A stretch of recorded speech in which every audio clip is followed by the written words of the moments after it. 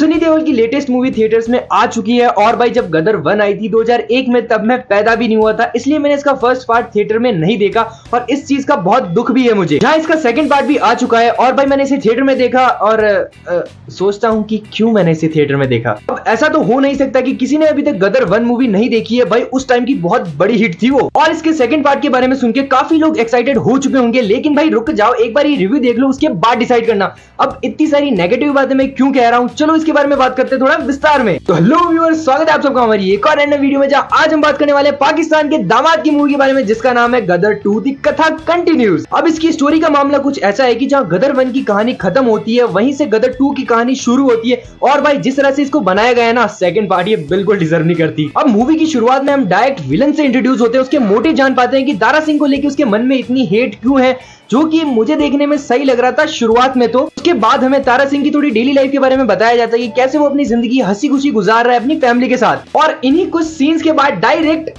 एकदम इन्होंने वक्त बदल दिया, जज्बात बदल दिए, जिंदगी बदल दी और पूरा फोकस डायरेक्ट सनी देओल से उनके बेटे पे आ जाता है जिसका नाम होता है मूवी में जीते, जिसको देखने में कोई प्रॉब्लम नहीं होती अगर इन भाई साहब को एक्टिंग आती। और कहानी में डायरेक्ट ऐसा ट्विस्ट इसलिए आता है बिकॉज यहाँ फर्स्ट पार्ट में तारा सिंह की जर्नी हमें दिखाई थी, उसी को लेके इसका मॉडिफाई वर्जन हमारे सामने रख दिया कि देखो ये तुम्हारे लिए नई स्टोरी है, लगती कहीं से नहीं है। और जो गदर 2 की कहानी हमारे सामने रखी जाती है वो भी अच्छी हो सकती थी, पर इनको मेन कहानी ना दिखाते हुए अपनी हग्गू कहानी दिखानी थी और मेकर्स इसमें बखूबी कामयाब हो गए और हमारे पैसे डूब गए। अब अगर आप ये सोच के जा रहे हो कि पूरी मूवी में सनी देओल देखने को मिलेंगे, तो भाई नहीं, पूरी स्टोरी का फोकस उनके बेटे पे किया गया है, जो कि मेकर्स का सबसे खराब डिसीजन था। क्योंकि मूवी के अंदर जब तारा सिंह और उसका बेटा जीते आमने सामने आते हैं तब आप खुद रियलाइज कर पाओगे कि भाई बेटा बेटा होता है और बाप बाप होता है। अब इतनी सारी बातों के बाद थोड़ी बात इसकी एक्शन के बारे में भी कर ही लेते हैं। भाई सारे एक्शन सीन एक तरफ और वो हैंडपंप वाला सीन एक तरफ। भाई कोई दूसरा सीन आपको लॉजिकल लगे या ना लगे, जब हैंडपंप वाला सीन हमारे सामने आता है तो आपका दिमाग अपने आप ऑफ हो जाता है और आप उस सीन को सीटी मार मार के एंजॉय करने लगोगे। और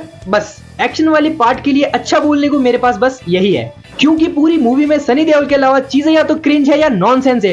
ये चीज आप खुद नोटिस कर लोगे अगर ये मूवी आप देखने जाओ तो। इसके पीछे का मेन रीजन ही यही है कि मेकर्स ने सोचा उस टाइम की स्टोरी को कंटिन्यू करेंगे तो लोगों को कुछ समझ थोड़ी ना आएगा। हाँ, कुछ लिखा जो है लोगों के यहाँ, पर यार समझना तो छोड़ो, एक सीन के जस्ट दूसरे सीन बाद क्या चल रहा है वही पता नहीं पड़ता, इतना खराब काम देखने को मिलता है। अब जब 2001 में गदर मूवी आई थी और उसमें जो हमें चीजें देखने को मिलती है वो हजम कर सकते हैं, लेकिन उस टाइम की चीजें गदर 2 में जब देखने को मिलती है ना भाई, आंखों से खून निकलने लग जाते हैं। अब इतनी सारी बातों के बावजूद भी आप मूवी देखने को तैयार हो तो सबसे पहले आपको ऑल द बेस्ट, और एक वार्निंग भी इसके साथ दे दूं कि अगर आप ढंग की मूवी देखना पसंद करते हो या सोच के जाते हो कि मूवी के अंदर चीजें समझ आ जाए वही बहुत है, तो भाई गदर 2 एक बहुत ही खराब ऑप्शन है। इसके कंपैरिजन में अभी आई लेटेस्ट OMG 2 आपका टाइम और पैसा दोनों डिजर्व करती है। कि अगर यार दोस्तों के साथ देखने जा रहे हो तो ठीक है, मूवी से ज्यादा दोस्तों की बातें आपको मजे दे देंगी, लेकिन अकेले देखने जाने का सोचना भी मत। बात करूं मेरे एक्सपीरियंस की, मूवी मुझे कैसी लगी, तो भाई सनी देओल अगर मूवी के अंदर ना होते ना तो वेस्ट वर्ड के आगे X2 लगा दो,